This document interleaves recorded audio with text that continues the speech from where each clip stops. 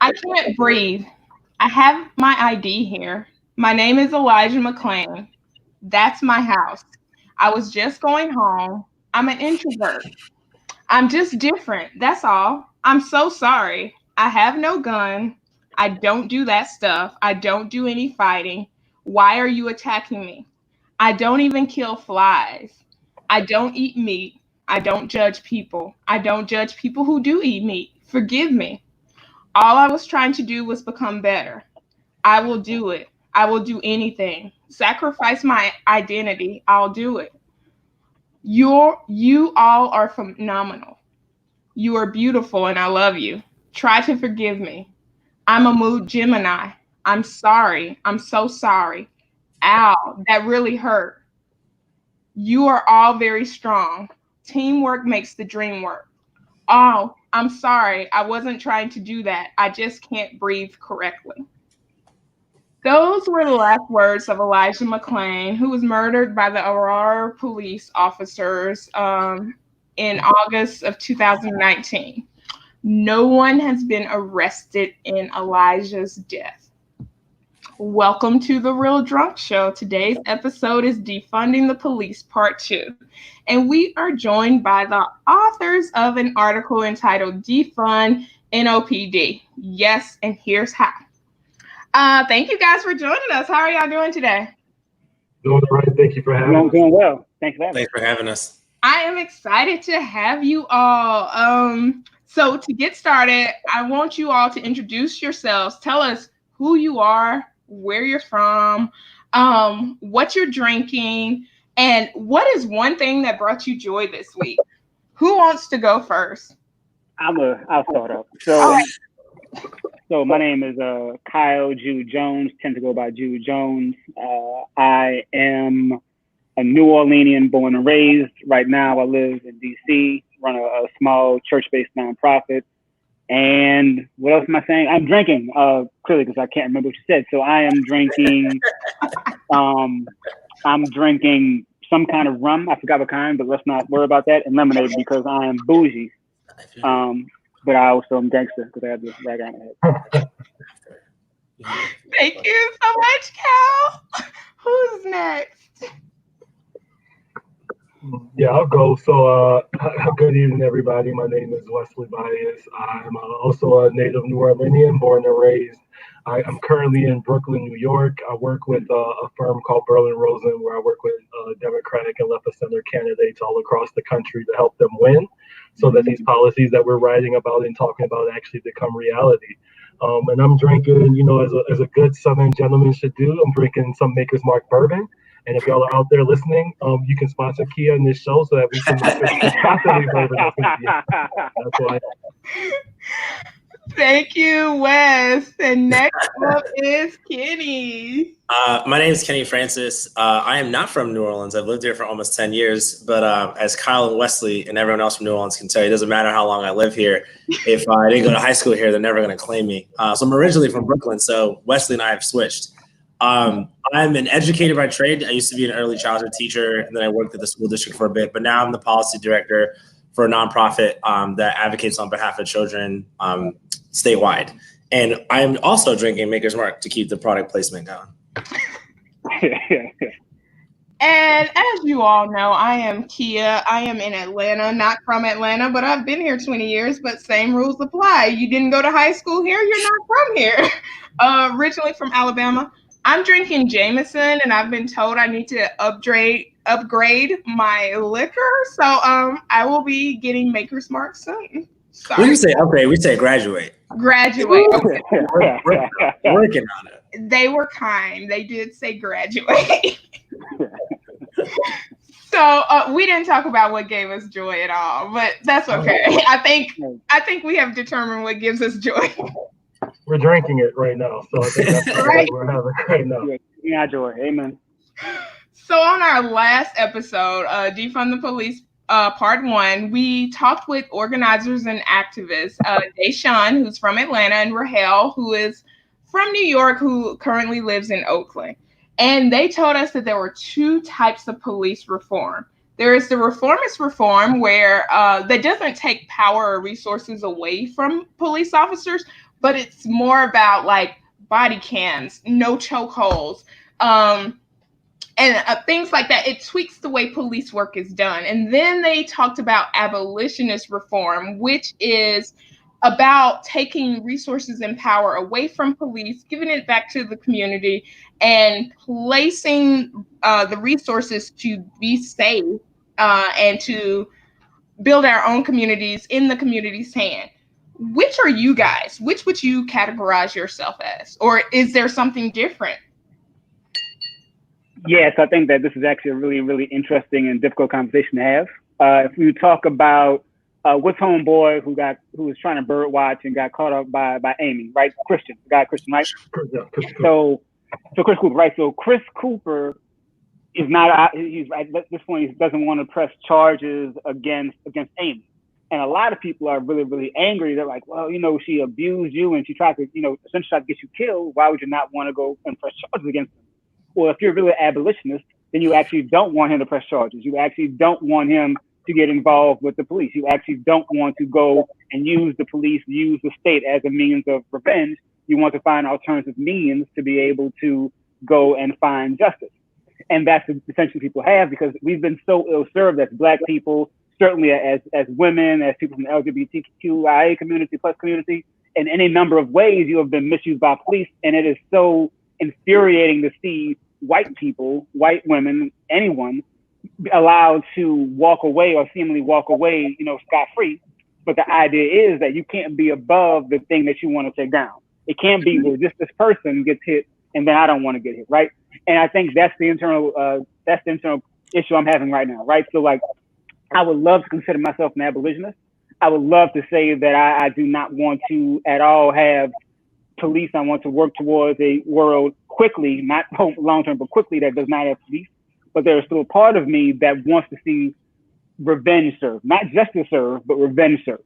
And I recognize that that's not necessarily helpful. That's not necessarily what I need to do. And I try to mitigate that, but I have to acknowledge how I feel. So that's what I actually struggle with. So to answer your question, I'm working towards becoming abolitionist, but I'm not there yet. That's good. And I was going to get to that question. I'm going to let everyone else go first, but I want to come back to that. I think I appreciate that point, Kyle, because I think that's a real tension that folks are having. That, as you said, if you're truly wanting to abolish this carceral state that we have built, then we shouldn't be locking up anyone through that point of view. But I think it's really hard as people who have been, for the entire history of this country, treated the way that we've been treated by the state, to not want revenge. But that's like the whole point of the justice system. The justice system is built on punishment and revenge. It has nothing to do with justice at all. And which is why it's so hard for us to even conceptualize what does finding a way to hold people accountable within a community without the goals of it behind it being punishment or revenge, because that's all we've ever known. And so so for me, it's like my personal views fall closer towards abolitionist reform. But just like Kyle's, like, if I was Christian Cooper, hell yeah, I'd be pressing charges. Like, hell yeah.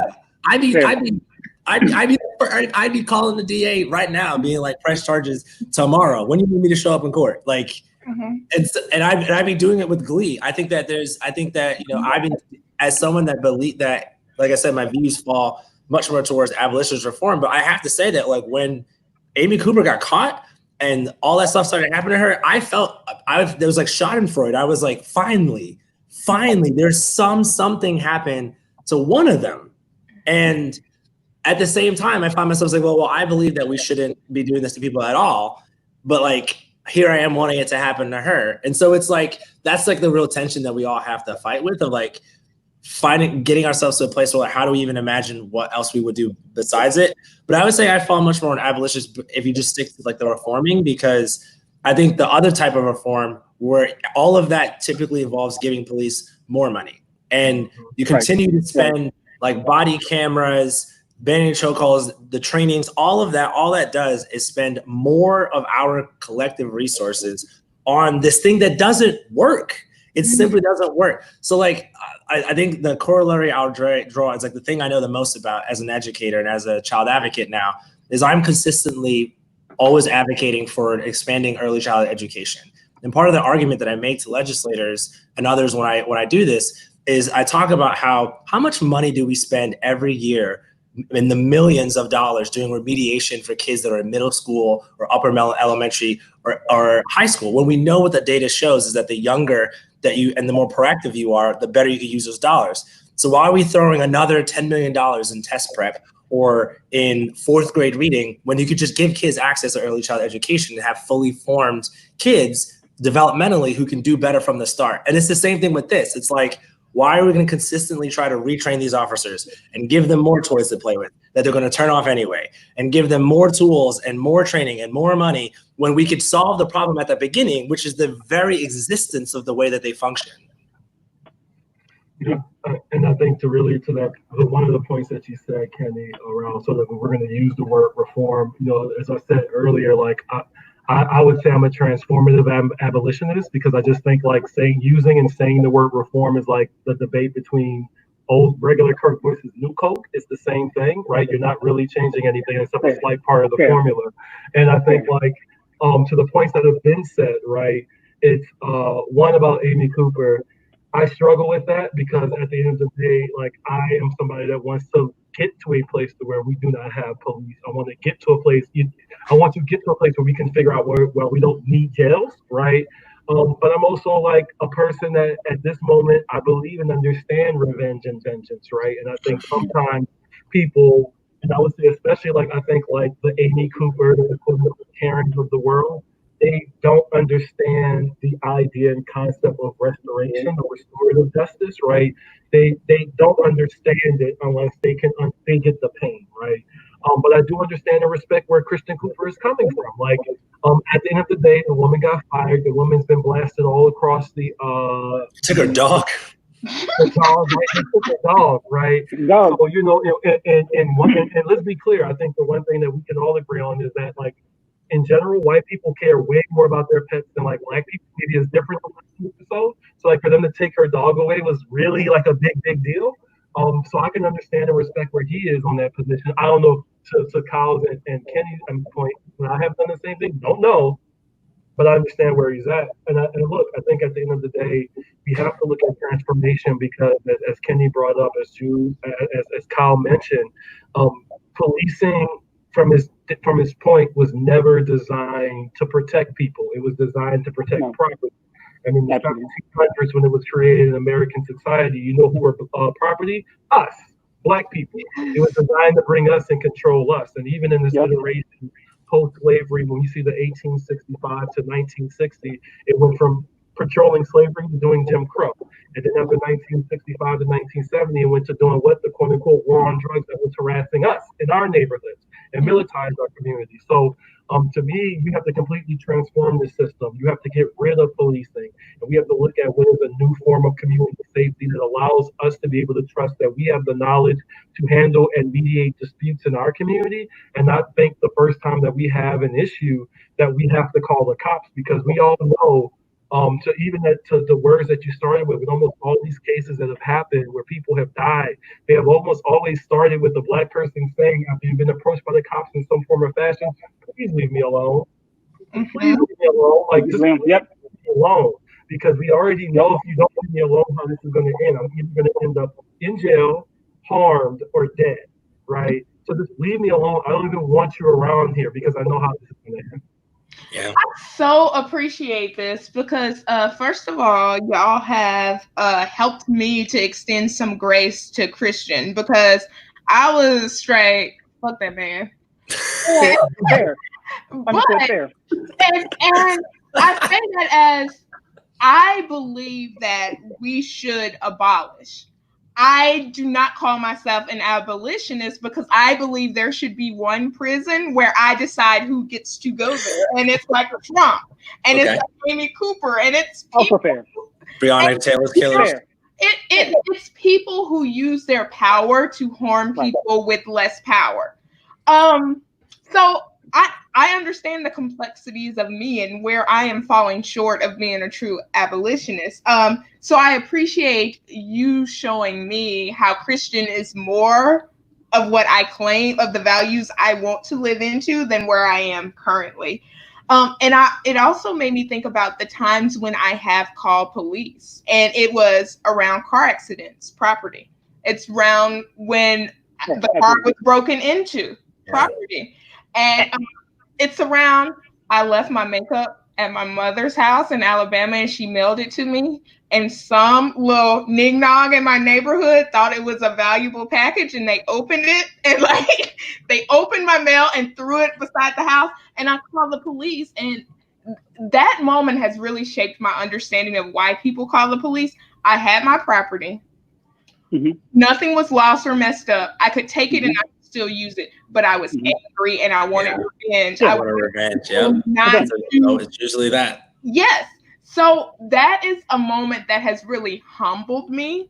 I am and made me sit with myself and really understand like it's always about revenge. I don't know when calling the police is not about revenge. So I really appreciate you guys bringing that out.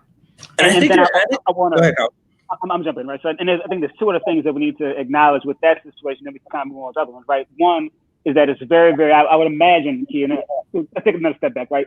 When we, Kenny and Wes and I kind of made up this, brought our ideas together to make this article, we did not, unfortunately, did not bring in a Black woman perspective into this, right? Because we were saying, hey, we all post things, we all had ideas on it, we brought it together, but we didn't think to bring in another kind of viewpoint. Recognizing that a Black woman is going to bear the brunt of a lot of what an abolitionist means, has already bear the brunt of a lot of what over-policing and jailing means, right? Has borne the emotional brunt, borne the physical brunt, borne the economic brunt, right? And I say that because when you look at this idea with Christian, you see a Black man seemingly protecting a white woman, and I imagine that feels triggering. I don't know. I would imagine that feels extremely triggering, right? And it's like, damn, nigga, like well, I could say nigga, right? So, damn, nigga, like, why would you, after being harmed by this woman, why would you have the audacity and the self-hatred to go and protect her? And again, I think that's a very, very valid viewpoint, even if that's not necessarily where he was coming from. That's also a very, very valid viewpoint.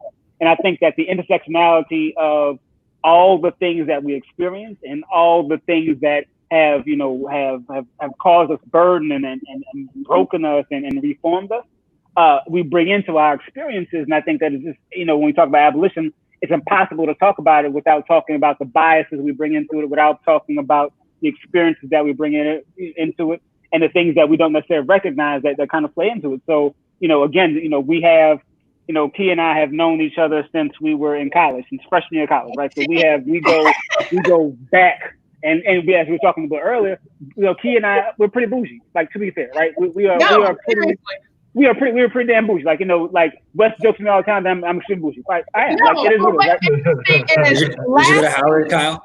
No, Morehouse. I was checked on that because I was like, yeah, I call police over property. And my two guests who are organizers and activists and like really grounded in the community, they're like, I've never called the police. And that left me like, oh shit.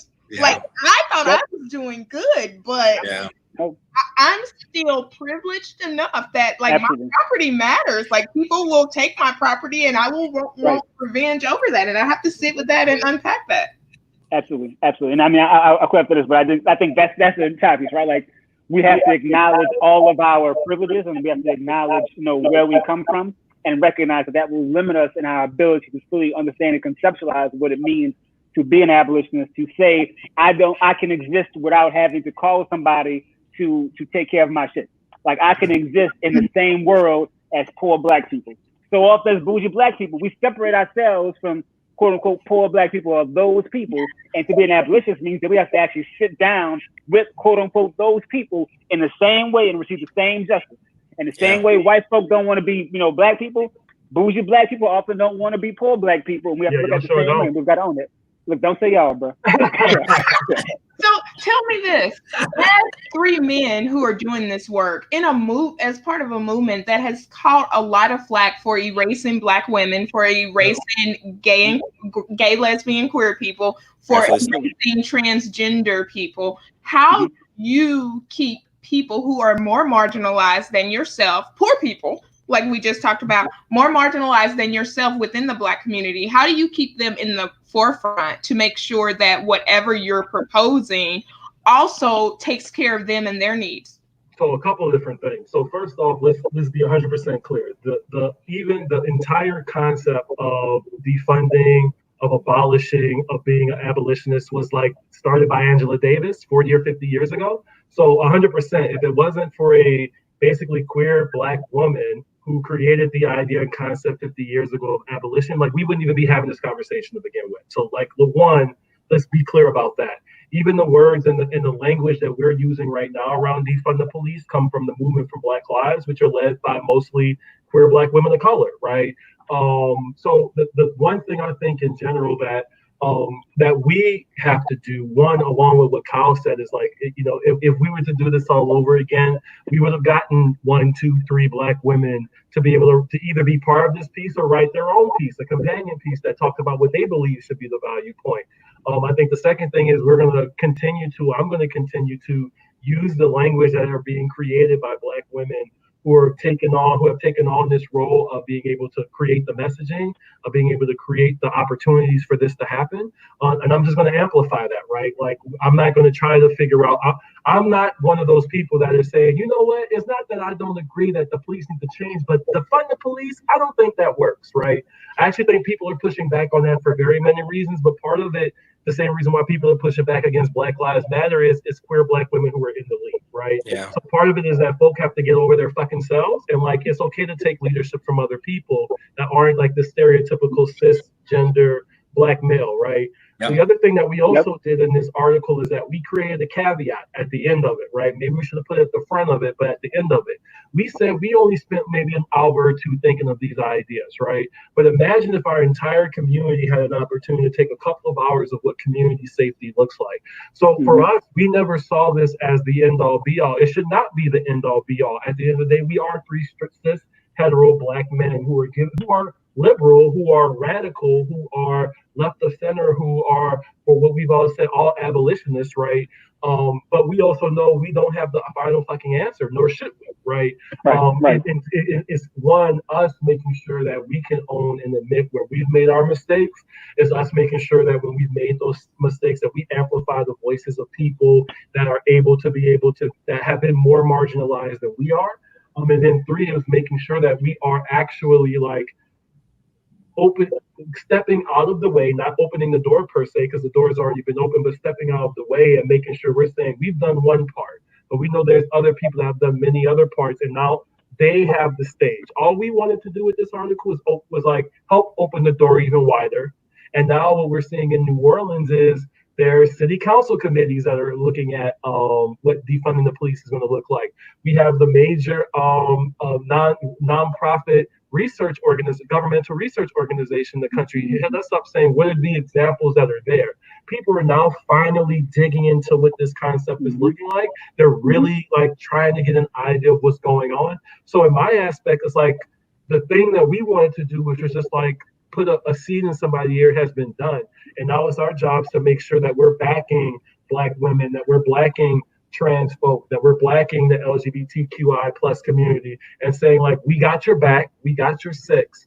Whatever you need to do, we got you, because ultimately we know when you are successful, we are going to be successful, right? Absolutely. I believe 100% that, like, I tell people the reason why I do the work that I do is because I'm inherently selfish. I want to live a really full and free life.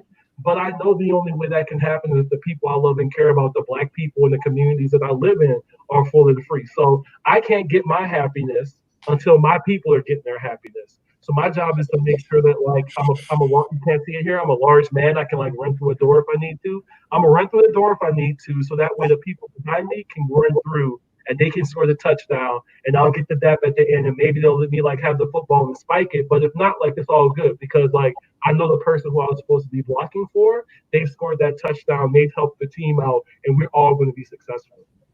That's so good. I love that because one of my foundational beliefs is if we build a community that works for the most marginalized person in our world, then it works for everybody else. Yep, absolutely.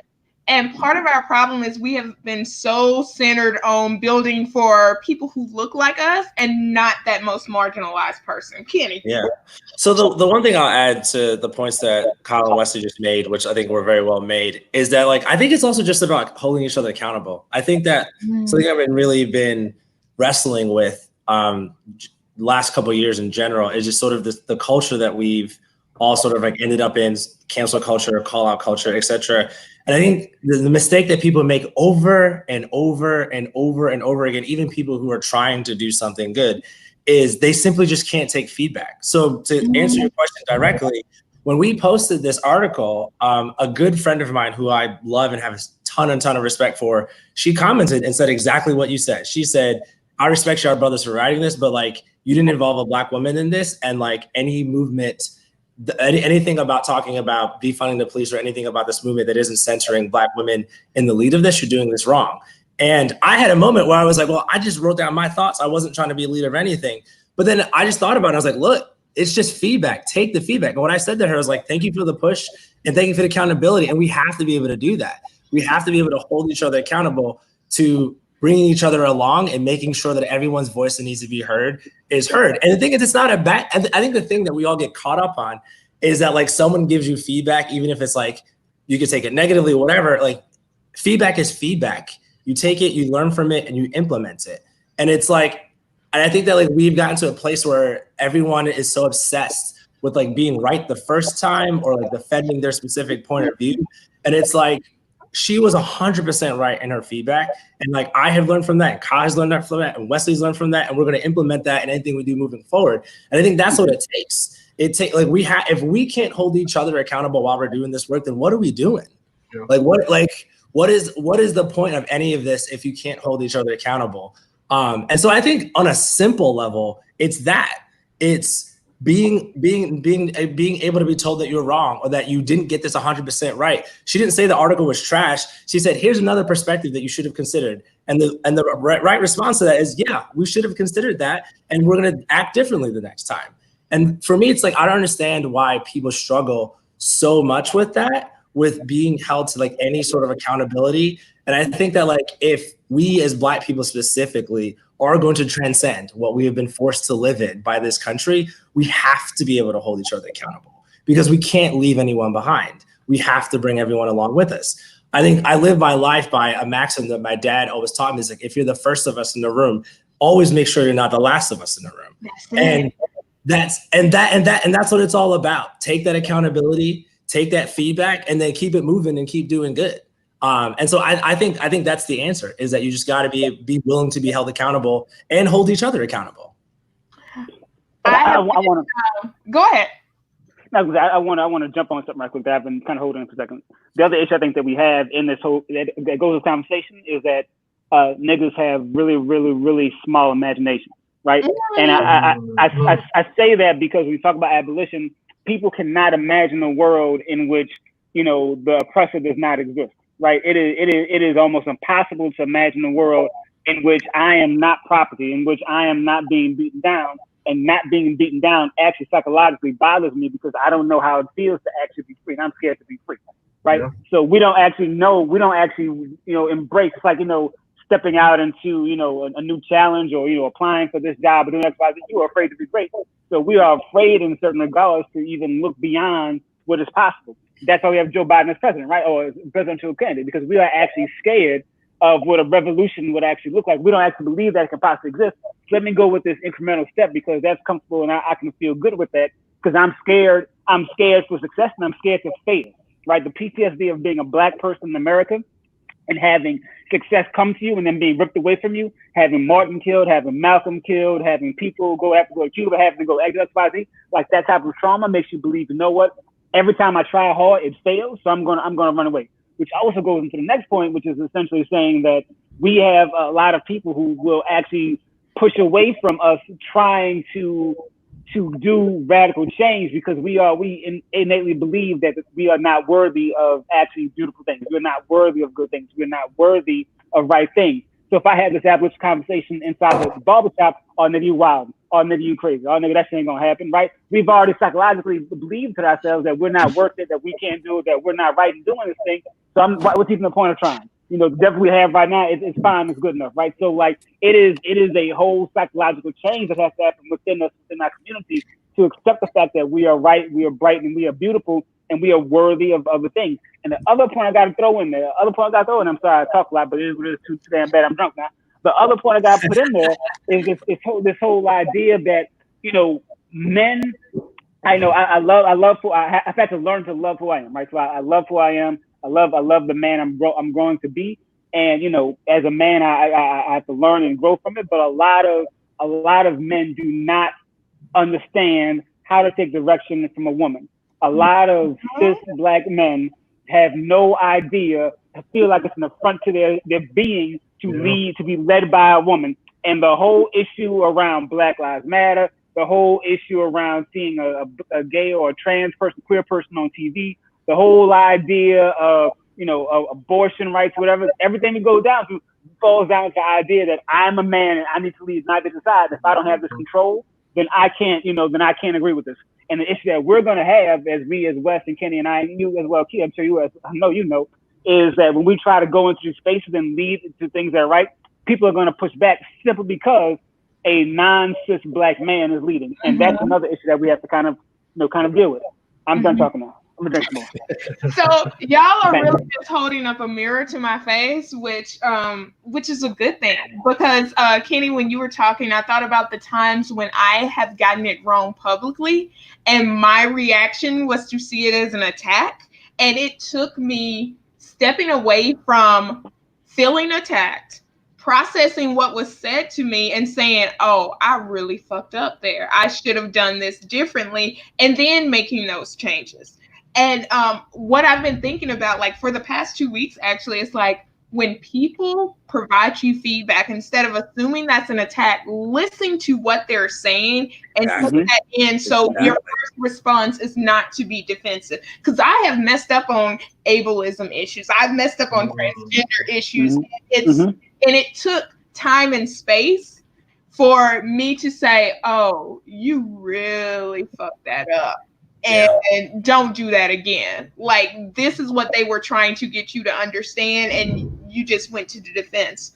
And even in that, like, even beyond being wrong, I think, like I said, I think this is like an emotional thing we all have to work on. Because the thing is, the fact that you responded defensively isn't the problem. It's what you did next. Because again, I read that feedback that we got after we worked on an article, and my first feeling was defensiveness. My first feeling was like you didn't even read the article yet, and you're like critiquing us. And my second reaction was like, well, let me listen to what she's actually saying, and figure out like what. And the other thing that I think that people consistently get wrong is like seeing the reason why someone is like saying this, like, because what always happens in these scenarios is it's someone who's usually part of a community that's consistently marginalized and consistently not heard, always having to fight to be heard. Yes. And so like seeing the reason why every single time a bunch of men say something that a woman, usually a Black woman, has to stand up like, did you consider women when you were thinking about this? It's because we never consider women. Like, they wouldn't have to say it if that wasn't the reality. It's the same way where where I'm sure we've all worked in a lot of really white spaces where I gotta be the Black guy that speaks up every goddamn time about something. And like even the well-meaning white people who are like, well, I didn't mean it like that. And it's like, yeah, but I have to speak up every damn time because y'all never consider Black people. If you considered Black people ever in your policies and the way that you run this place, I wouldn't have to do this every single time over every little thing to be like, hey, I'm over here. One of us works here. Consider us. And so like, I think that like if people could take a step back and remember that like if somebody from a community that is more marginalized than the one that you belong to through your identity is speaking up, it's probably because they're consistently not heard. And so you should just shut up for a second and listen. Yeah, agreed. I think we lost Kia. I think we did. Oh no. Oh yeah. So Well, let's hey see. y'all. Yeah, I guess it's a sister. So if there's no Kia, then I think that drink some more. Well, I know. I guess while Kia figures out how she's gonna get back on, and if y'all are listening live, hey y'all, we're gonna try to keep this going. Luckily, I used to be a radio show host one time in my life, so I actually know how to just keep talking and not make it crazy. And she'll correct once again when she'll correct us if we're wrong, because I always believe to Kenny's point that we take the feedback from Black women. If they tell you shut the hell up, then probably shut the hell up. So if we go to the article though, because I want to make sure that we actually center on the article. Yeah. So to give people kind of the background, the three of us independently wrote things around defunding the police. All three of us have spent time in New Orleans. I can't speak for Wes and Kenny, but I know that I've had a significant number of disrespectful and negative interactions with NOPD. I've been threatened in the car with my mother back when I was a teenager several times. I've been threatened as I drove myself. I've been pulled over and, not given a ticket, but just pulled over and accosted and harassed, et cetera, the whole rigmarole, right? So to a point, it's kind of like, why do I want to, or why do I continue to get this type of feedback? Why do I continue to have to be put through this type of ringer? And what do I yield from it? What does my community yield from it? What do people who are much worse off than me yield from it, right? And the answer is nothing. There's no benefit, right? Even to those people who will always say, oh, well, why don't you care about black on black crime, which we all know is bullshit. Well, here's the thing, right? Like let's not talk about black on crime, right? But crime itself will be helped if we actually have police officers that I feel I could trust. And I can't trust them because they harass me. So why would I trust you to take care of the issue if you can't even see the quote unquote good from the bad? You can't see like a non-criminal from a criminal, or you can't see somebody just walking down the street from somebody who's doing a crime. So I can't trust you. And to go even further than that, though, crime is a symptom. Yeah. It's a symptom of something that we as a society have failed to help in a person. And I think that's like, as someone who has dedicated my life, there she is. She's back. There you go, Clear. It's storming at my house, so my internet went out for a minute. But we're still streaming, so yes, keep talking. So what I was saying is that crime is a symptom. It's a symptom of an issue that we have not addressed in our society. And as someone who's spent all of my professional life so far fighting on behalf of kids and trying to get the resources so that they can grow up and have full lives and be fully participatory in our society in positive ways. Anytime someone I truly believe that anytime someone commits a crime, it's on us. Anytime any person of any background commits a crime in our society has failed to meet the needs of that person. And in a society where you're meeting the needs of people, crime isn't necessary. Right. And so for me, it's that's the thing that I think that we've consistently lost track of, is that the whole system is based on punishing these people for being poor, whether they're poor financially, whether they haven't gotten emotionally what they need, whether they haven't gotten mentally what they need, whether they physically don't have the need. It's these people who commit crime are missing something that hasn't been provided, and that's why they're committing this thing against their society. And so the way you solve for that is you provide people with the needs. And I think one of the things that has driven me nuts as a policy person and an advocate during this time of COVID is that we've seen things that advocates have been fighting for years, if not decades, happen overnight because of COVID. So I'll give you guys a concrete example. Something that we have been fighting for, I have personally been fighting for years, is to expand the access that parents have to childcare, because people can't work unless they have childcare. And for years, I've been trying to do that in my career. And we've had all sorts of expansions, even in a state like Louisiana, of access to childcare, specifically childcare assistance. They've gotten rid of work requirements. They've done all sorts of things that are making it much more accessible for parents. And it's so that means we could have done this the whole goddamn time. Yeah, absolutely. Whole goddamn time we could have done this. We're seeing things like rent freezes, like evictions being stopped. So you're telling me we could have just taken care of people the whole damn time, and we just chose not to, which is why I always talk about how budgets and the way that we set them out are moral documents because it sets out in dollars and cents what your priorities are. And to talk specifically about some things in the article, so the Facebook post that I originally wrote that like ended up with my participation in this article was talking about how in New Orleans we have a city budget that's roughly around $700 million each year. $200 million of that we spend on the New Orleans Police Department. And meanwhile, you look at what we spend on services for families, services for kids, and all other types of services, it doesn't even make up a quarter of that. And so like basically a Facebook post that I wrote was like, imagine if we cut the New Orleans Police Department budget in half and we had $100 million to spend. Here are all the things we could do that would fight crime better than the NOPD does. Because in the best reading of what police are is they're reactionary. That's the best. Absolutely. Reactionary. And it's like we consistently spend all of these resources on incarcerating folks and locking people up in the police. And for me, it's like it doesn't work. It simply hasn't worked. We've been doing this for what, 400 years? Yeah. We still haven't solved crime. Right. How about we give people food and education in their houses and see how that goes? That's right. And look, at the end of the day, when we look at it, like if you look at the safest communities in America, all across the board, you know what they all have in common? They do not center policing, right? To Kenny's point, they center childcare, they center access to good to grocery stores, they center access to good schools, they center access to jobs, right? They make sure that they access to healthcare. They make sure that we actually get the things. Once again, we're talking about the hierarchy of needs. The best and safest, not best is bullshit. The safest communities in America are ones where they actually center people's needs and they address them, right? Mm-hmm. And every time that you center people's needs, to Kenny and Kyle's point, people don't need to commit crime, right? If you give me health, if I have healthcare, if I have a good job, if I have affordable house to live at, if I can get to work in a decent enough fashion, like I don't need to bother anybody else. I mean, at the end of the day, we are a society that Black people operate differently because we are in essence come from Africa, where it's a much more communal thing. But American society is about doing your own thing and not really bothering anybody else. And the only reason that you only bother other people is if you don't have the things that you need to be able to be successful, which is just like, you look at a place like New Orleans, right? We often our city has been talked about how we're the murder capital of the world.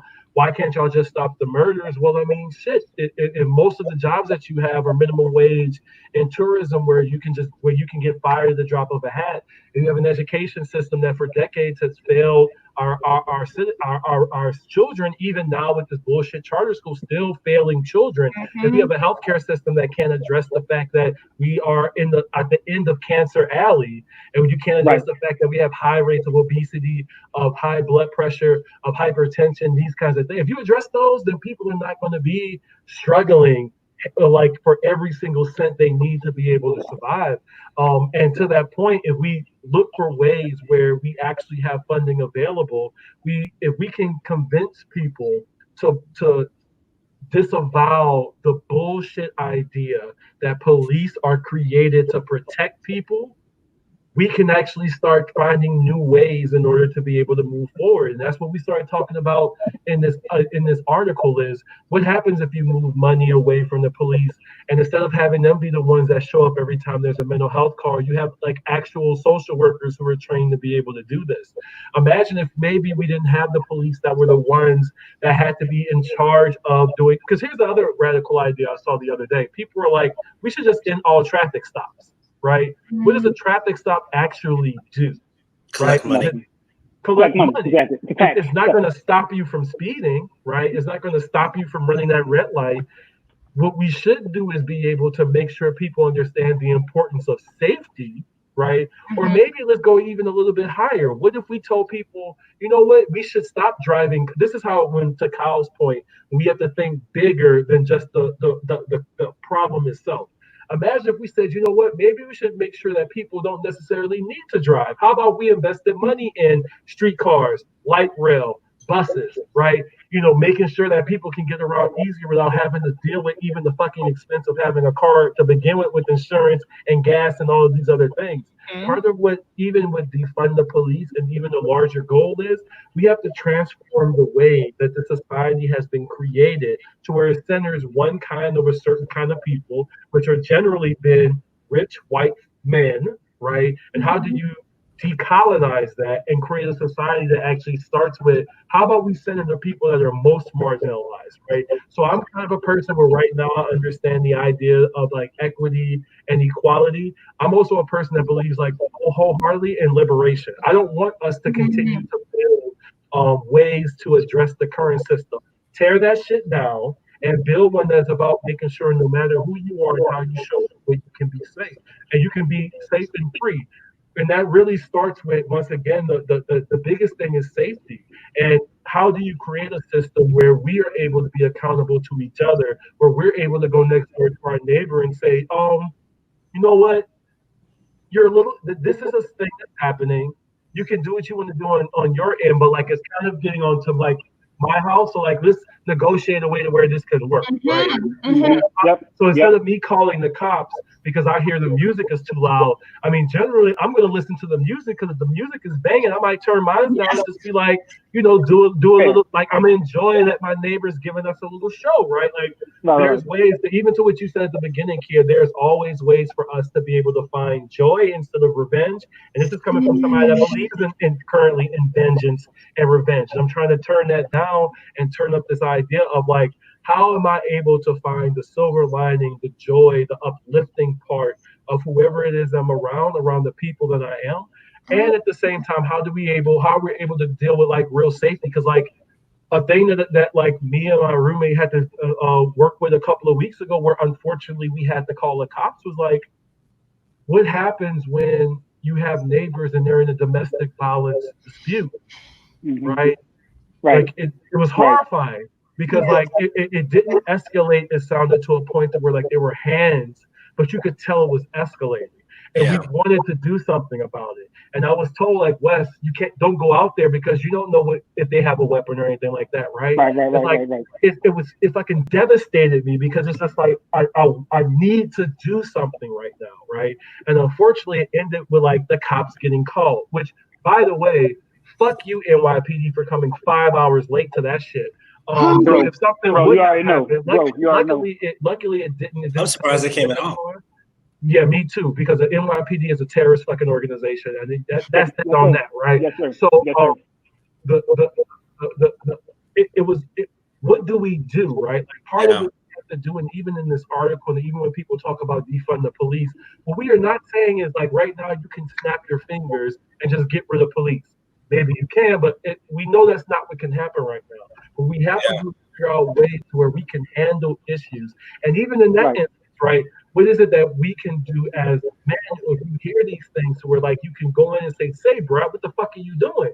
Like, that's not how we handle our people. But let me jump in, right? So like let me ask you a question, everybody, right? When have you ever dealt with, I don't want to say all white people, right? But when have you ever dealt with a white person with privilege who you've been able to just call and say, hey, why are you doing this? There's almost always a deflection. There's almost always some passive aggressive nature. There's almost always some means of them not being able to talk directly to you, but needing to go talk to the supervisor, needing to go talk to your boss, needing to go talk around you to get you to do something as opposed to just talking directly to you.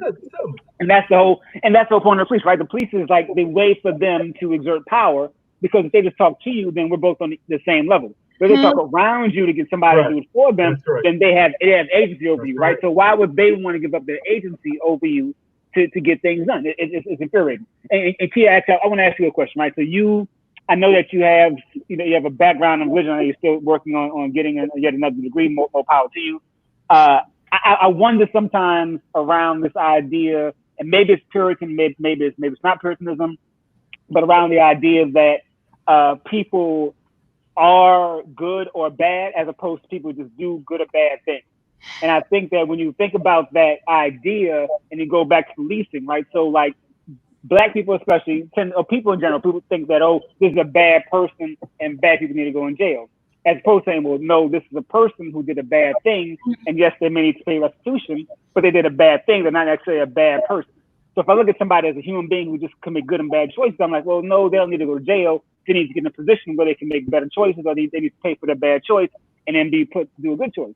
Whereas if I think that they're a bad person, if I think they're a morally evil person, then I need to go and lock them up.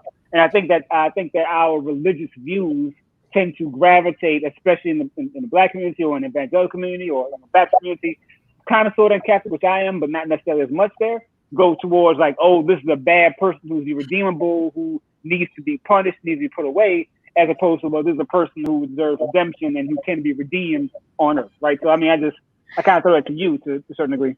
No, but I think you're exactly right. I think we like things. We like the dichotomy of things. We like good people, bad people. We like, I do this, I don't do that. We like sin and saved. We like the club is bad, the church is good. And we don't like that gray area. And the reality of the fact is people are gray. And I was having a conversation on Twitter about, I'm going to get it wrong, but it was like, it wasn't narcissism, but it was some psychological disorder. And it was and the conversation was like, a lot of people are like that. Like a lot of people who aren't violent are categorized as this type of person. Like if you look at lawyers, they are, I wish I knew and wasn't drinking all the whiskey so I could tell this story right. But basically what it was like, society pushes people to become violent with this disorder. And it made me think like how our communities make people who they are. And even when you have a disorder, that doesn't mean that you're a violent person. It doesn't mean you're an evil person, but because of the things that our society has set up, it pushes you one way or another, and you become and you kind of fall into, your behavior falls into a pattern or whatnot. And I think that is a large problem of when we talk about good or bad people, even with cancel culture, you know, instead of calling people in and giving people a chance to redeem themselves, it's automatically cutting them off and kicking them out. Instead of building systems and structures that make sure people are safe with community. I am okay with pushing anyone out of community who isn't safe for all of the people in community. But I think we have to communicate that clearly of what it means to be safe for our community, give people time to live into that without harming other folks, if that makes sense. No, I think it makes a lot of sense. Yeah, and I think, you know, I think there are people that have just violated far and beyond a point to where like they cannot be redeemed. But let's also be clear, like part of the reason why cancel culture exists is to a point that Kyle brought up. It's about power, right? It's a way for people to have power and have control and feel like they have agency. I think oftentimes it's even the way that we got called out, right? For not doing the article in the right way. Like, I'll accept that feedback. I want to be better. I want to do better. So I'm going to listen. I'm going to learn, right? There could have been other ways that could have been done, right? To where somebody could say, oh, they don't want to listen to what folk have to say, so they're canceled. And I think often, to your point, we have to be able, and especially as Black folk, right? There are folk that have just like crossed the lines and they can't feel like they can be brought back in. You know, like a Bill Cosby or something like that. Like you just far and beyond, you violated beyond anything that redeemable. But I just believe most people, or let me say it like this, I believe most Black people are redeemable, right? I believe most Black people, to the points that have been said, have been harmed so much, not only just history, but even now, that like we are doing things for survival, even if it means hurting other people. And I just believe that so many Black people are redeemable and they deserve to get love.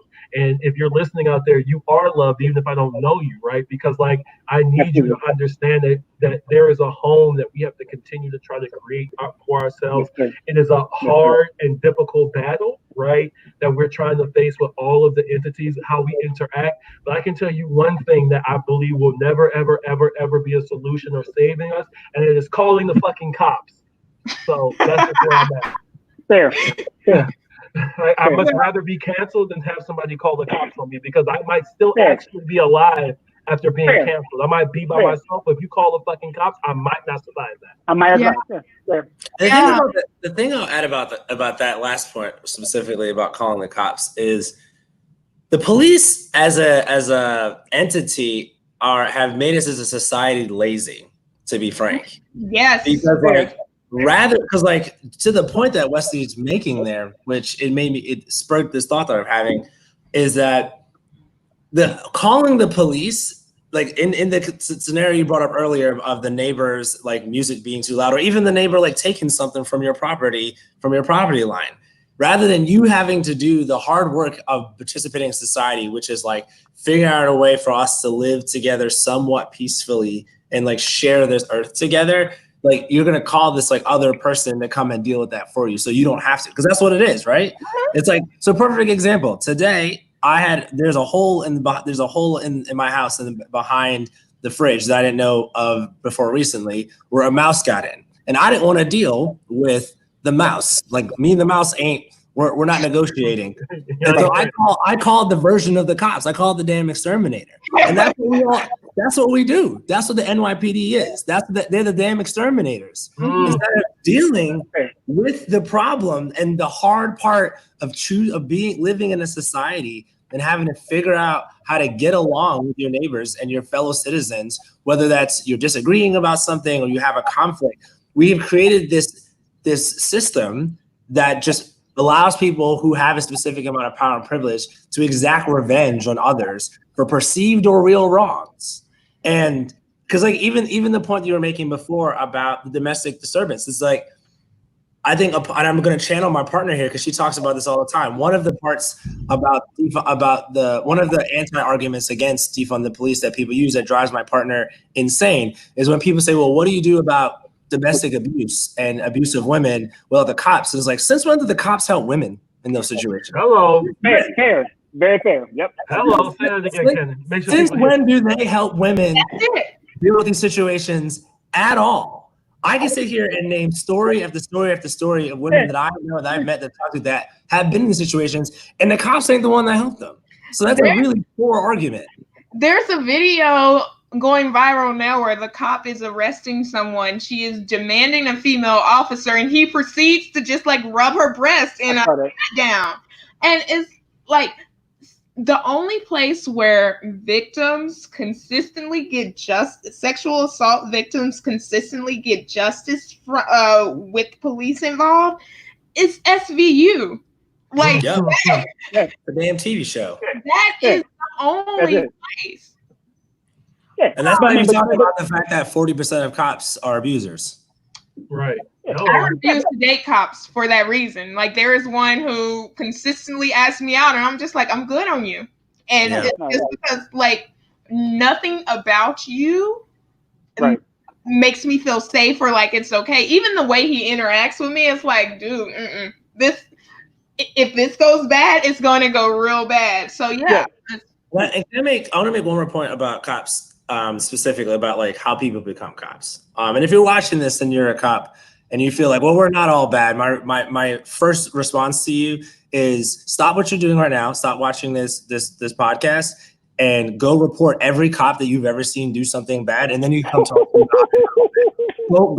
Go tell on every single one of your colleagues, black, white, or otherwise. And then we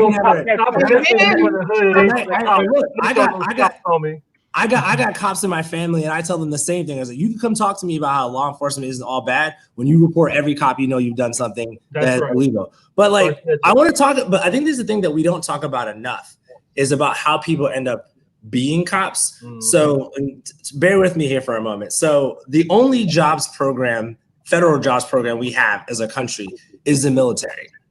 It's the only federal jobs program we have as the military. And so you think about people who have usually not been given the resources, because again, to go back to a previous point I made about how crime and behaviors that people engage in are often symptoms of us failing them as a society to give them what they need.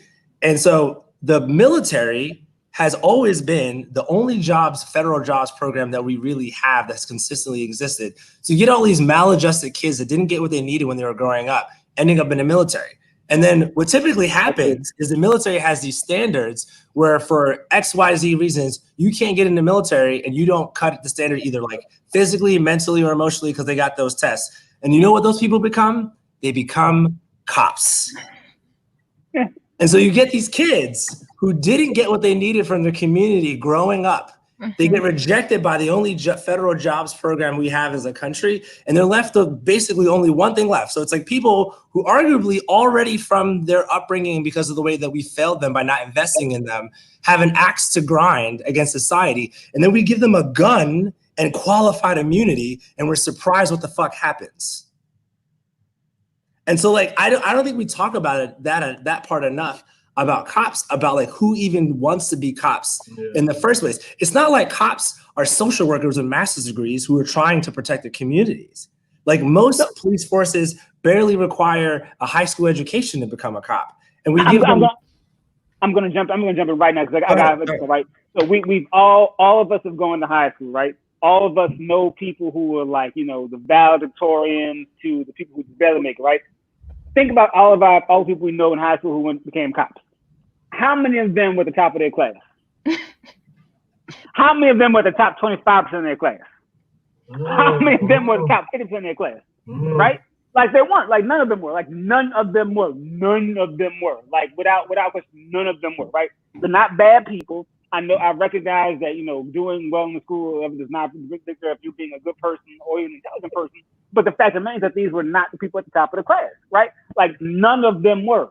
Right? So you have people who are just, I'm not going to say they're not intelligent, but if I were to do intelligence as a like concept of testing, like they would not score high.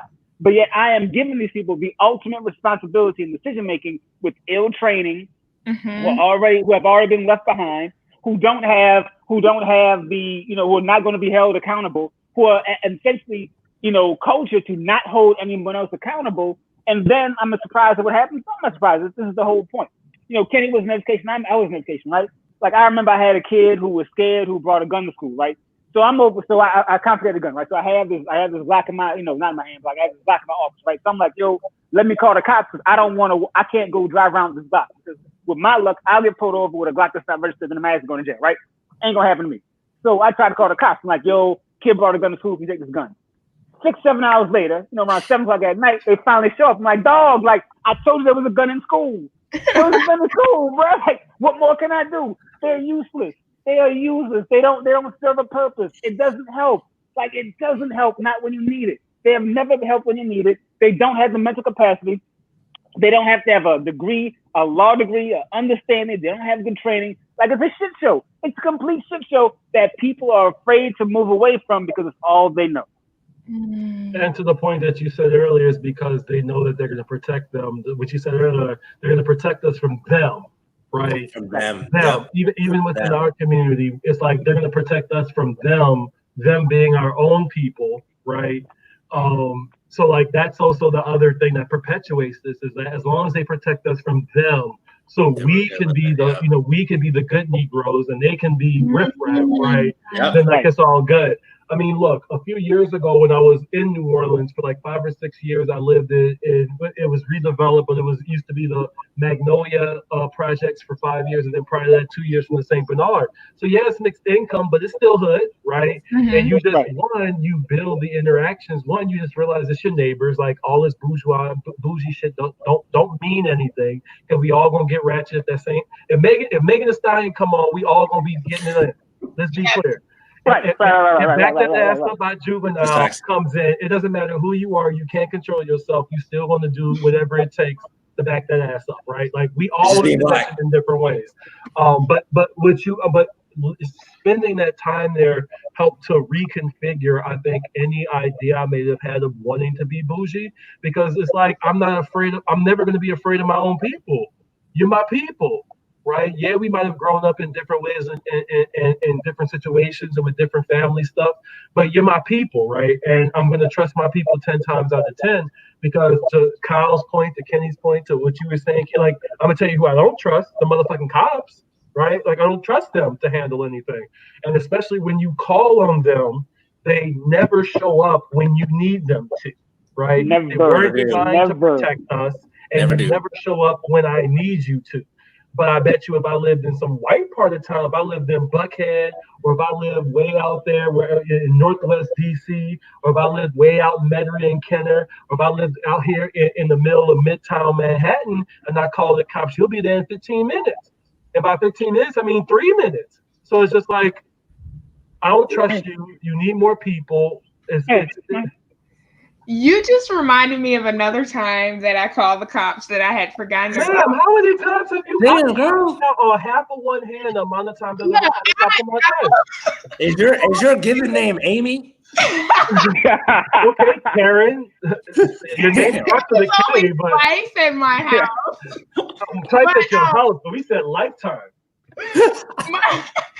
You got one down, huh? In the lifetime, it was 4. Once for a car accident. Once someone broke into the car at my parents' house.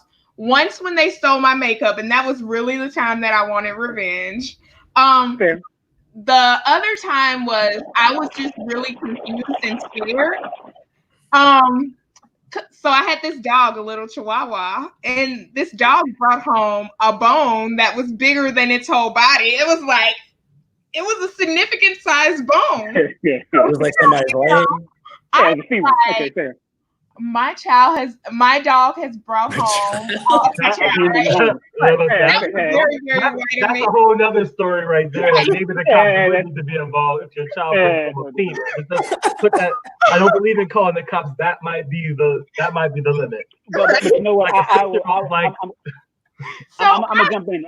Go ahead. No, I'm gonna jump in because there's actually something I want to bring up. Right. So like, I'm actually right now writing an article around why Betsy DeVos and Donald Trump are like trying to kill children because they're and I I'll send it to you later on, but like they absolutely are. This is like actually insane. Yes. But whatever, right? But like as somebody who ran the school essentially, like I will own the fact that at one point I employed a sheriff's officer inside of the high school I worked at because I was like, hey, I need to have somebody to react things quickly, and I can't ask a teacher to go and get in front of a gun. I can't ask security guard who's unarmed to get in front of a gun.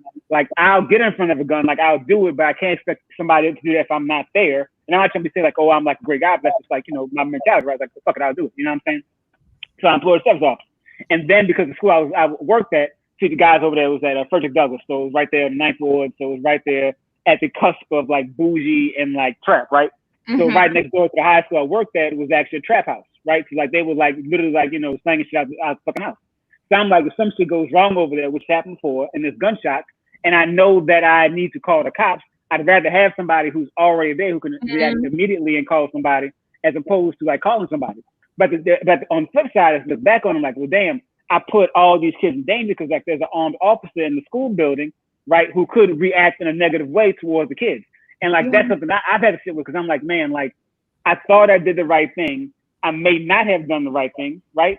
But like I don't actually know what the right answer was, and I think that's where Wes talking to Kenny's talking that Ken, we're all talking like we have to have these conversations to really understand what is the right thing to do. Like when you have the situation, what is the alternative to having the cop? I would have loved to have an older elder community member there, like an OG over there. Like I would have loved to employ the OG to be like, nah, young blood, like, fall back, right? Maybe not that old, but like, young enough to be like, like I said, whatever, right?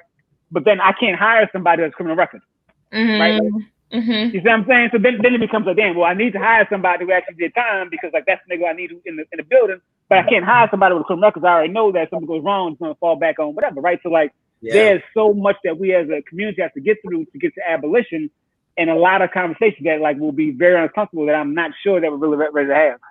Which is, and to jump in on that, which is why like I consider myself, which for me is like I don't get caught up in labels, but I consider myself much closer to the ideology of abolition, but I don't consider myself a revolutionary because I don't feel that like. First of all, I don't think Americans are really built like that. To be super frank, I don't think Americans really ain't about that life or actual revolution. We've done it one time. We done it one time, and we only kind of really did it because like the enemy wasn't actually here. So, right, real. Like it wasn't like we were literally in England and we were like, "Fuck y'all!" Like they were over there, and we were like, "We're not going to listen to you anymore." And then we fought them. But like, so like this isn't like the Arab Spring. Like those people in Egypt and Tunisia, like they're really about that life. And I think Americans are way too comfortable, Black people included, and we're really not about that life. And my thing that I always talk about, because like I have a lot of friends who are very revolutionary in their views, And my response is always like, well, what about this that's going to happen while the revolution is going on? Like, how do you get from here to there? And Kyle, I feel you, because it's like, yeah, I would love to live in a world where there's no school resource officers at all in any school in America. But what do you do in the reality that we're currently living in right now, where there are trap houses next to schools, where we haven't invested in our communities enough that there isn't trap houses next to schools, that those dudes trapping don't have to trap to keep themselves alive. And so, like, for me, I'm not much of a like completely throw it all in a garbage person, because like I'm always cognizant of like the same people that we're trying to help are the people that are going to suffer if we actually just throw it all in the garbage all at once. And I don't think we're actually really about that life. So like, so I agree with you so much, Kyle, that these conversations have to happen, because we're in this like really tough situation where it's like people talking like we want a French Revolution in this shit. And it's like, do you really want a French Revolution in this shit? Like, and the thing is, like, I don't doubt that you're about that, Wesley, but it's like, I really don't think that America is really about that life. I really don't. I agree with you 100%. I really don't. I agree. Look, there's been so many times to that point where I think there have been opportunities, even with like, let's, quickly on topic, like the Confederate statue stuff, right? The easiest way to take Confederate statues, find somebody that was in the military that was an explosive expert and blow that shit up. That's how you take that stuff down, right? But to your point, you got to be about it, right? And you have to be about it in a way that I agree with you. America doesn't make you that about it, right? Because ultimately, the one thing that our brothers and sisters over there in the Arabian Peninsula, in Africa, in Northeast Africa, when they had those revolutions, they were about that life, to a point to where they're like, I'm gonna take this rock and I'm gonna throw it at this tank, and I'm gonna believe that the power of Allah is gonna make this tank be blown up and stop, because I know this is what's gonna happen, because I'm about that life, right? There's almost this belief that you have to have that some people will think is irrational, but it's almost like pure, unadulterated, unfiltered belief in the cause that I'm going to do anything and everything it takes to win, right? I think what we're starting to see now, why this defund the police may happen, why I think some of the other instances, why even in the last month or so, sort of the feeling around Black people has changed in the country, is that COVID has, for the first time ever in this country's history, taken everybody's freedom away. So now what you're seeing, I think really the reaction of white people who are now backing Black Lives Matter, of white folk who are backing Defund the Police, is because now they've understood what it means to be Black, actually. You have to watch everywhere you go. You have to watch how you're talking to people. You have to be mindful of everybody else, right? Because Black people, we've always had to do that to survive. And now everybody in America has to do that to be able to survive. Everybody's a nigger right now. Everybody is one now. And now everybody's stuck in their house. They don't have the freedom that they want to have. They can't do whatever they want. I have to be mindful of other people. And now they're finally seeing what it is to be us. So when they saw those videos, they're like, yeah, we got to do that shit too, right? We got to end this, right? And, but at the end of the day, I think to the point that what Kenny's talking about, it is going to take time for this country to take this life, right? But things are going to happen. Something I pointed out a couple of weeks ago was on June 1st, 2016, Black Lives Matter popularity was polled, and only 37% of Americans thought Black Lives Matter had a positive opinion. On June 4th, 2020, it got polled again. 63% of Americans had a positive opinion about Black Lives Matter. Oh, by the way, the first time that Defund the Police got polled in America in 2020, 32% of Americans had a positive opinion. Give this shit 4 years, right? If you are doing it, if you have real commitment to a cause, if you believe that this is part of the larger revolution of how we're going to tear this system down, how we're going to transform this and center this around actual people and not property and not whiteness and not white supremacy, stay true to the cause. Keep doing the work, because at the end of the day, this is all about whether you're listening or not, whether you are one or not. This is about organizing. This is about talking to your it's about me having a conversation with my mom about defund the police, right? And how she's concerned, because she's in New Orleans East, where they've been dealing with a bunch of carjackings, right? And she was like, well, what's going to happen about the carjackers? Well, Mom, you used to be a teacher. You know that these are a bunch of kids. What those kids that were 15, 16 that were in your school, what did they need? What they didn't have? They may not have had high literacy rates. They may not have had the support system to have jobs if they're in single family households to be able to provide. They may not have access to food. They may not have access to uniforms. Kyle, you know this. How many goddamn schools had to put in washing machines to be able to wash the uniforms that you probably should have had your kids buy anyway, because that costs money anyway, right? Not So have cost money at all. Amen. Crime, to Kenny's point, starts somewhere, and it's not the actual crime. It's because we fucking failed our own people, and we're too fucking afraid to admit it. Or let's be clear, we're failing Black people, and society as a whole is actually okay with it. But here's the thing, right? Here's the gag. Just like Black Lives Matter turned around in 4 years, defund the police can turn around in 4 years. Getting rid of qualified immunity, by the way, that's the biggest thing that needs to happen with police. Stop giving them free reign to kill us, and we are paying for their insurance. Pay for your own goddamn insurance, right? We make lawyers and teachers and attorneys and doctors pay for their own shit, right? Tear down the things that protect people from beating our fucking asses and killing us, right? And watch how the world changes, right? Yep. So, what is qualified immunity? Tell the people that. Explain qualified immunity.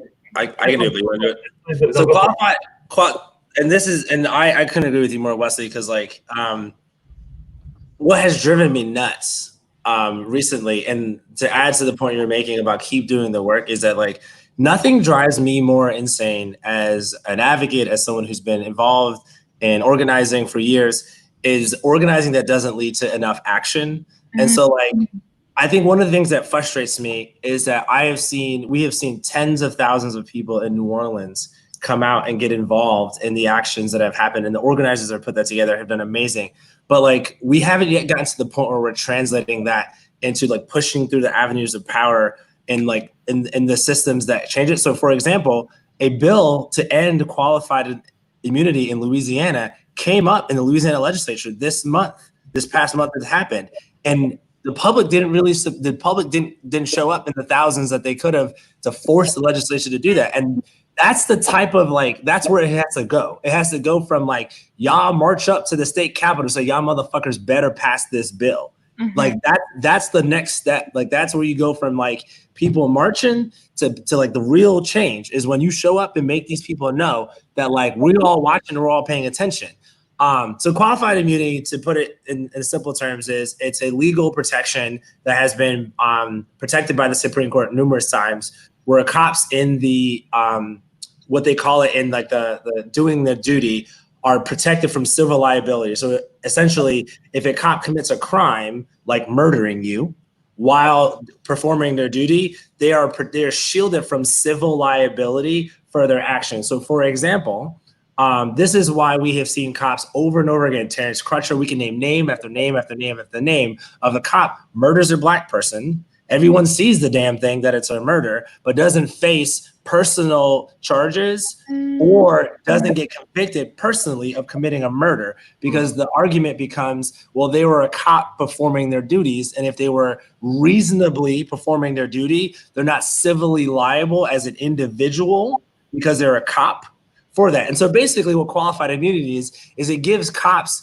a legal right to operate with impunity, which is why they fucking murder Black people all the time. And so one of the simplest things that we can do is get rid of qualified immunity. Because if cops knew that when you killed a person, when you shot someone that did not need to get shot, you individually are going to go to jail forever. Yes. Less of them would do that. So a simple example that people give all the time is that malpractice insurance. Yeah. Doctors have to have malpractice insurance. If I go to a doctor because I have diabetes and he amputates my arm for some random reason, I can sue that motherfucker and they would lose their medical license and probably go to jail. You can't do that with a cop because of qualified immunity. It's this thing that we've given cops that they don't need. And I think the best argument I can make against qualified immunity is the same argument that cops make about like supposedly the way to actually end police brutality. Cops love, and people who defend cops love to say, well, if you're not doing anything illegal, you have nothing to worry about. And I say the same thing to police officers. If you're not doing anything illegal, you have nothing to worry about and you don't need qualified immunity. Absolutely. And according to the Twitters, 37 states have painted Black Lives Matter somewhere. One has gotten rid of. has ended qualified immunity for police officers. I want to make one aside here, just to give it, because Wesley, you brought something up that sparked something in my brain, and because I'm drinking, I don't want to forget it. Hey. You brought up the monuments, and I want to give everyone who's listening to this or who will listen to this a piece of like free science. So an easy way you can get rid of Confederate monuments in your town is that most monuments of any type are made of bronze, because bronze is cheap and we are cheap. And so a way that you can get rid of the Confederate monuments is to throw a bunch of tomatoes at it. Why? Because the acidity of the tomatoes cause a corrosive disease called bronze disease that's irreversible, and it will literally destroy the statue from within. So if anyone in New Orleans is watching this and wants to get rid of Andrew Jackson, which by the way is a bronze statue, we're not saying that's what you should do. We're saying I'm not saying that you should do it. I'm just saying that tomatoes are highly acidic, and there's a lot of tomatoes at the French Market, which happens to be located right next to Jackson Square. Just so happens to be there. Tomato festival may or may not be happening. So what we're saying is, what you should never ever do is go walk across the street and take a bunch of tomatoes and like cook it into tomato sauce with a bunch of salt and put it on Andrew Jackson. We are not saying never do that. If you want to protect that statue, that's a really bad way to do it. Really bad way. Don't do it. But no, I mean, like, this is the thing, right? It is, and to your point, to what you brought up, Kia and Kenny, about like, we need real action.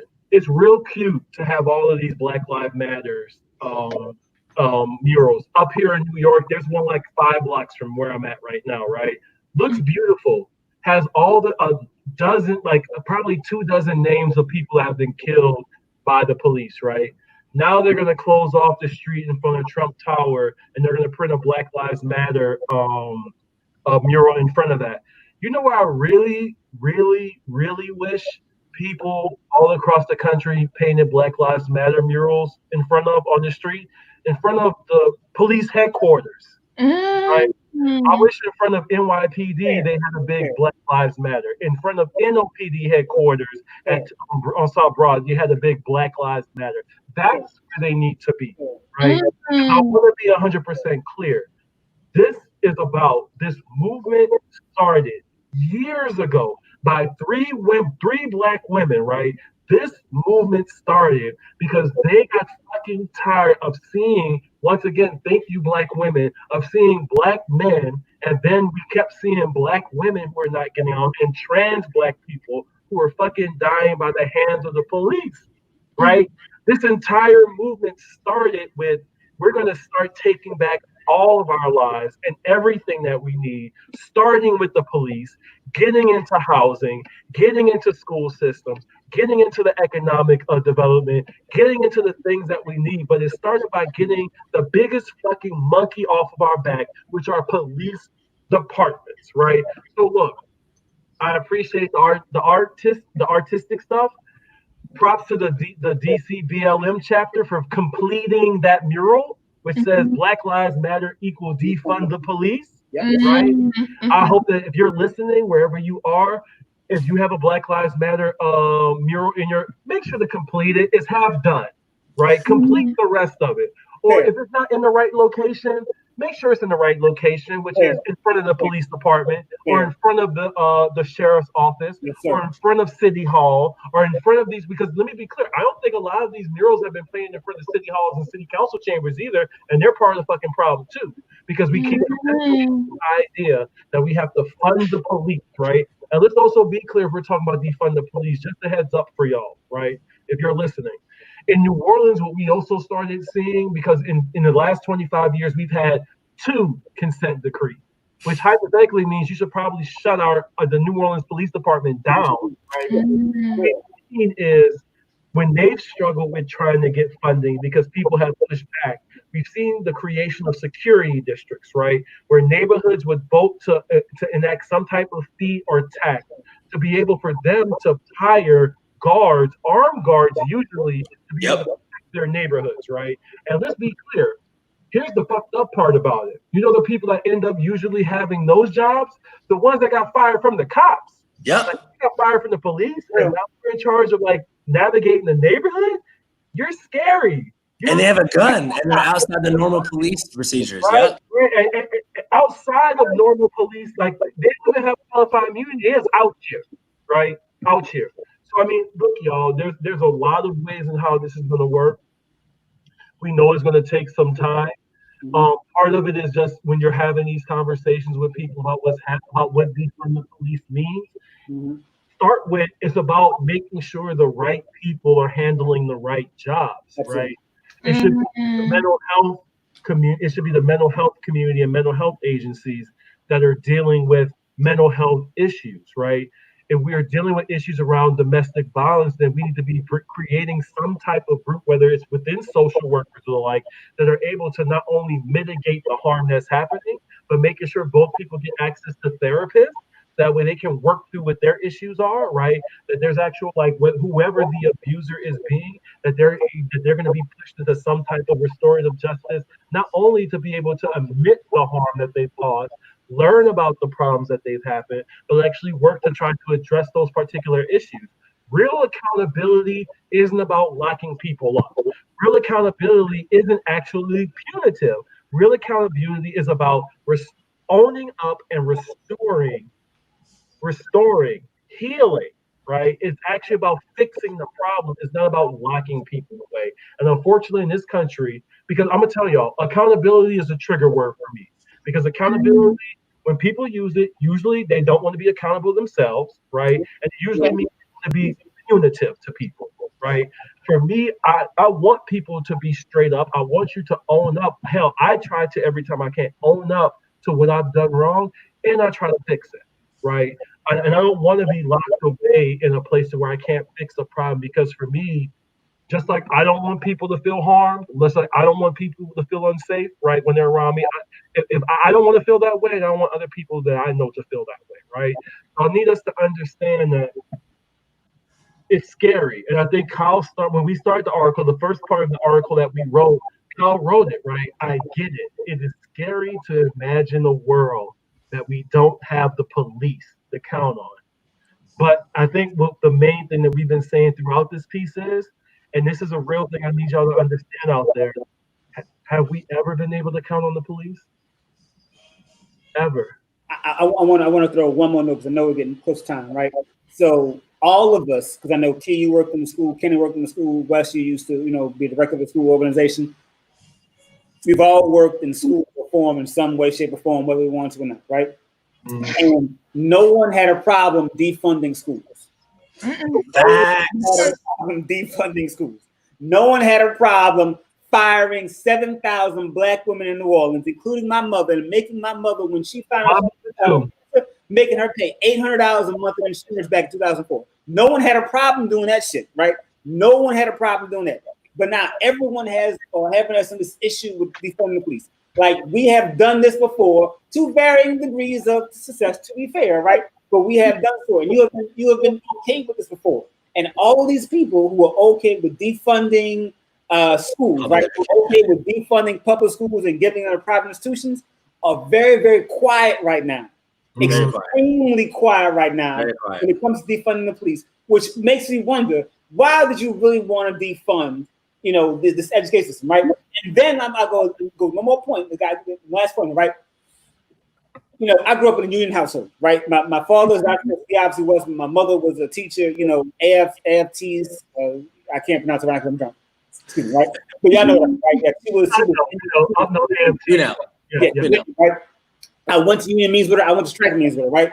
And the union was a powerful force, to be fair, for advancing Black women. Like, I am indebted to the union to this day for allowing me healthcare, et cetera, right? The police union is, to be fair, one of the worst forces for good in America. It is actually categorically evil. And I don't use that word lightly. It is a categorically evil institution. And in the midst of defunding the police, in the midst of communicating defunding, we've really got to reconcile and resolve and really point out how corrupt morally police unions are and have been, and what we can do in every city in America, unions, or kick them out of the labor movement, which of course I 100% agree with and move with. I mean, they are anti-revolutionary, which is fine. They're anti-black. They are anti everything that we stand for. They are blatantly so. I remember when the union blamed I can't. There's so many kids, right? The one who was with the gun, the young boy who got with the gun. Tamir Rice. Tamir. They blamed Tamir Rice for his own death. I will never forget reading their statement blaming Tamir Rice for his own death and being, wow, you are the coldest, most callous, evil people on the face of the earth. Jesus Christ, right? Excuse my language, right? So I think that as we go about this work, as we go about doing the work and promoting abolition, we've really got to have as a community who supports labor, really have to have discussion around what it looks like to support labor and not support that union. To be fair.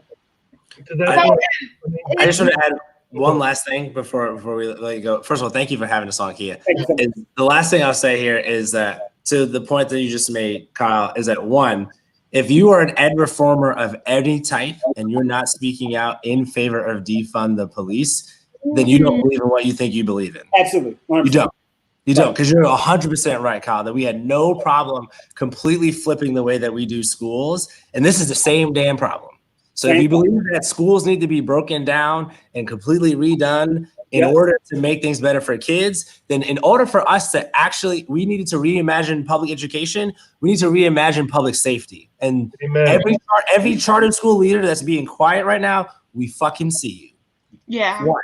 The second thing is, I'm also want to speak to the unions about this that have been quiet, because organized labor has been under attack since the Nixon administration, and they have been slowly eroding labor's rights for the last 40 years in this country. I also come from a union family, and all of the unions out there that are not out there saying that police unions are out of their fucking minds, you are going to destroy organized labor in this country, because the day that police unions finally fall, the same crazies that are in the White House right now are going to use that as a way to destroy organized labor in general. And it's happening right now because so you really want to let police unions take us all down with the ship? Absolutely. That's such a good point. During a time when unions are losing power left and right, police unions are the only ones who are maintaining that power and influence. And that is terrifying. Because they are so opposite of what a union is designed to do. Absolutely. Wesley, did you have something? No, I was just going to say that, that's such a good point. Right now, even the conversations that I've had with conservatives around, defunding the police, they do what they do, which is fine, like the conservative viewpoint. And if you say police unions are evil, they will say, right, so what we should get rid of is like public sector unions.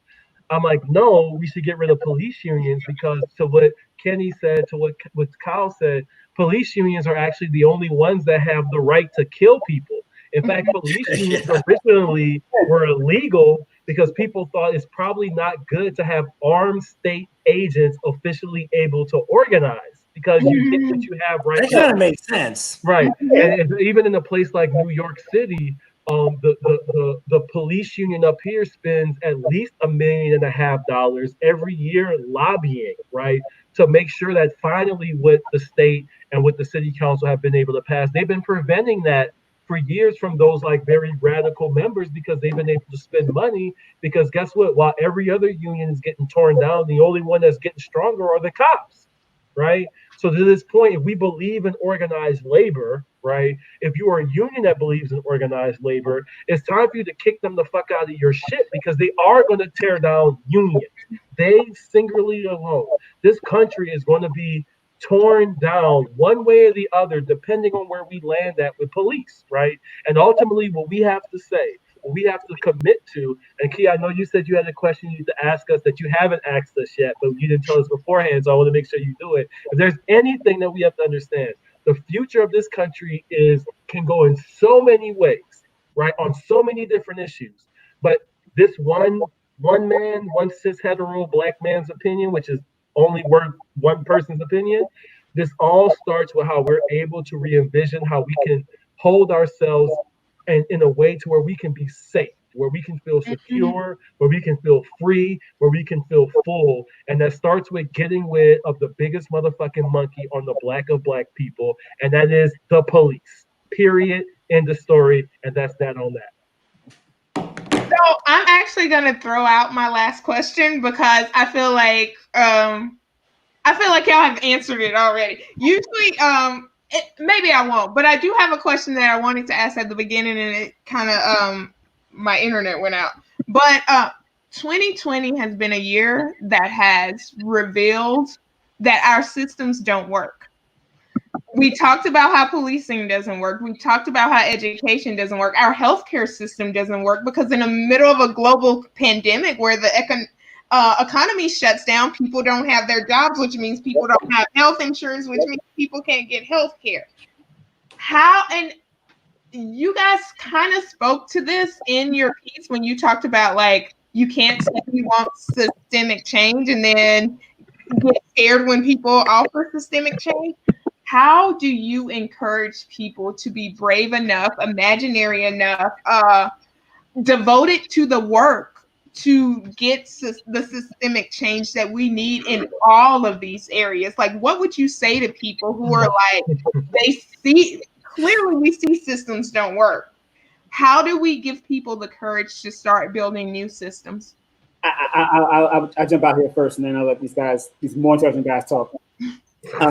Because in my opinion, that is the hard work, and it is all around personal conversations and being brave, right? And it is modeling, to be fair, in our own actions, in our own words, in our own ideologies, in our own statements. We are the way of being brave and saying, no, this is enough. No, I can live without this. No, I can do without that. No, I can, live and only, order from Black-owned businesses. No, I can, not, unless it's like the absolute last statement, call the police. No, I can live and not, and go to a public school, right? Like, these are all the things that we've actually got to live out in ourselves and model for other people to say, well, damn, like, he's talking this life and he's actually living it, and he's actually living a decent life. Maybe I can go and follow those success. Maybe I can do this too. Like, we've got to be able to model for other people. We can't be hypocrites, right? We can't talk one way and do another way. Like, we've actually got to talk about it and be about it. And we've got to live our values and live what we say we do, what we want to do every day. We've got to live out loud, right? Like, I'm not big on, talking about, oh, I'm about to do this, I'm about to do that, or whatever. Like, I try to keep stuff on the low as much as I can. But we've got to live out loud about the things that we do and the values that we hold and the things that we will not do and cannot do, so that we can, have the honest conversations and inspire other people to do the same thing. If we don't start ourselves, and if we don't start the example ourselves, and if we don't tell other people, hey, I'm doing this or I'm not doing this, then people will have no inspiration to follow. People in general are followers. It's not because people are bad or dumb. It's just how people are. I am the same way. I think we're all to a certain degree the same way. If somebody else is doing it, it's easier for us to do it. So we've got to model for other people how to do it right, how to live without, or how to live with, and then go forward and evangelize it, quite frankly, and then hope that other people can follow and take that and still going forward. That's my thoughts. Thank you, Kyle. Yes, ma'am. You want to go, Ken? You want me to go? You can go, Wesley. I'm still gathering my thoughts. I think it's twofold. One, look, I am an organizer by trade, and it starts with, to what Kyle's point, it is one-on-one conversations. Mm-hmm. It's talking to your family members, right? It's talking with your mom, it's talking with your dad, it's talking with your brother, it's talking with your friends and your family. It is like, organizing is about the core essence of organizing is one-on-one conversations where you're able to hear the concerns of somebody else, address them validate their concerns, and then address them with answers, right? This is going to happen by slowly but surely us reconnecting with each other, right? And with having these real conversations where we can hold space. And then go to the number 2 point. I often will put myself in positions where it's almost borderline naive in how much I actually believe in my people, right? Even understanding the barriers that we have faced, the barriers we are facing now, the harm the trauma that we've dealt with for far beyond just the 400 years, basically since white people have found out that black people exist, and they've been fucked with us ever since, right? And yet we're still here, right? So my belief is that Black people are not only stronger than anybody else on the face of this earth, but we're also made of pure, unadulterated, unfiltered love, right? We are built in this way. We just cannot operate in the same way as the oppressor because we are just not made like that, right?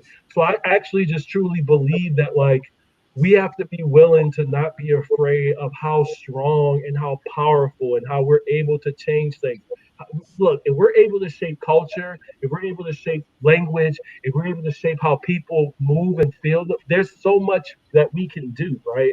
So I'm just saying, like, it's about to Kyle's point, is making people believe in using the power that we've always had. Like, I actually don't believe in the word empower. I hate that word. I can't give somebody something they already have, right? Yeah. My job as an organizer is to activate Black people to use the power that we've been using in bits and pieces to finally say, you know what? And to what Kenny said, I do care if my people die, right? But I do care about doing whatever it takes to make sure we succeed.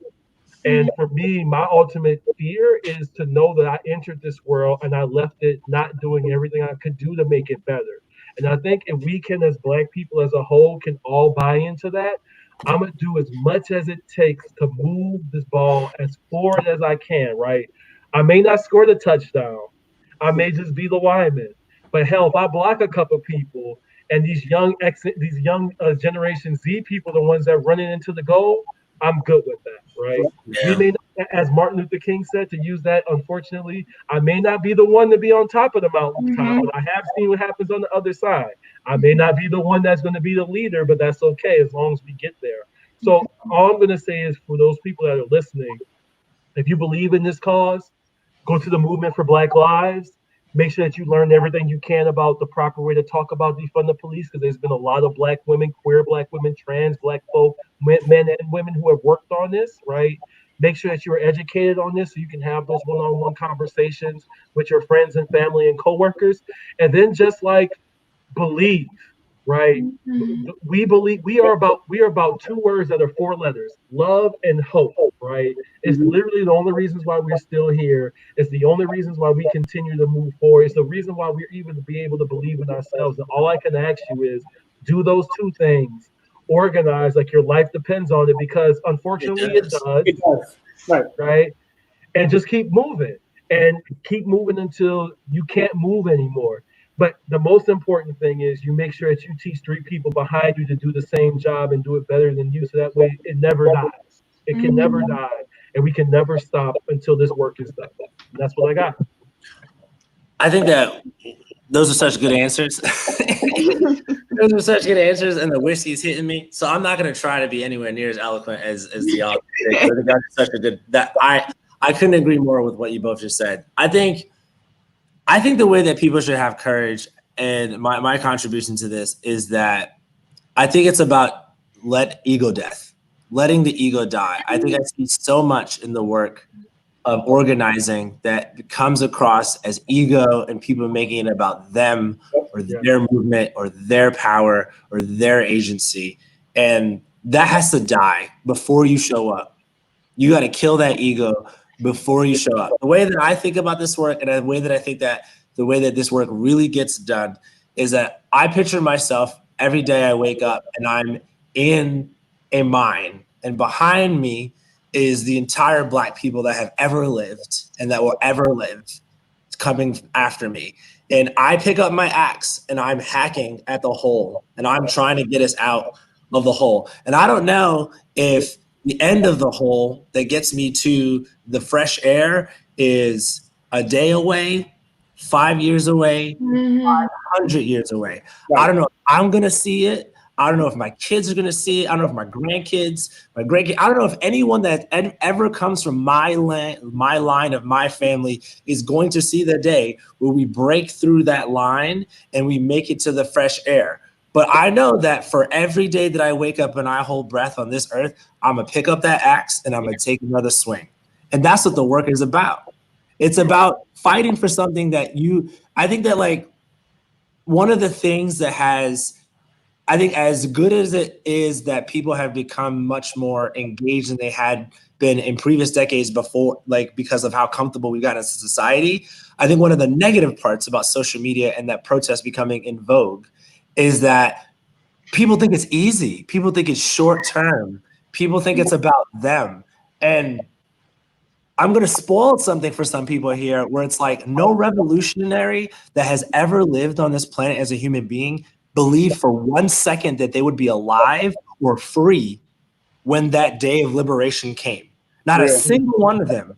Name any one of your heroes that has ever existed in humankind, and none of them believed that they would be alive. Even Jesus Christ, if you're a religious person, none of them believed that they would still be here or free when the day of liberation came. And so you have to, if you're really about this life, that's what, when I say that Americans aren't about that life, that's what I mean. The people in Tunisia, the people in Egypt, the people who pushed the Arab Spring, they all knew that the government's just going to shoot me in the head. But someone's going to take my place, and they're going to keep pushing, and one day my people are going to be free. And that is how we actually do it. That is how Black people defeated slavery. That is how Black people have gotten everything that we have ever gotten as a people, is knowing that your job, if you really believe in this stuff, is to pick up your axe and take a swing every day. You have no fucking clue whether you're going to be the one to make the breakthrough. And you can't plan or even have the gall to think that you're going to be the one to do it. I don't think that I'm going to solve child poverty. I don't think I'm going to make sure that every kid has access to early child education. I'm just doing my part. And if it happens in my lifetime, that's amazing. But I'm just in the assembly line so that somewhere down the line, some Black kid doesn't have to go through what I went through. And I think that's what it's about. And that's exactly what we saw with this whole defund the police conversation. This conversation has been going on within organizing circles and grassroots circles for years. And all of a sudden, with what happened in Minneapolis, it becomes a mainstream conversation and someone broke through and now everyone's talking about it. And it's up to us to continue with the pickaxe until it is reality and it's just not conversation.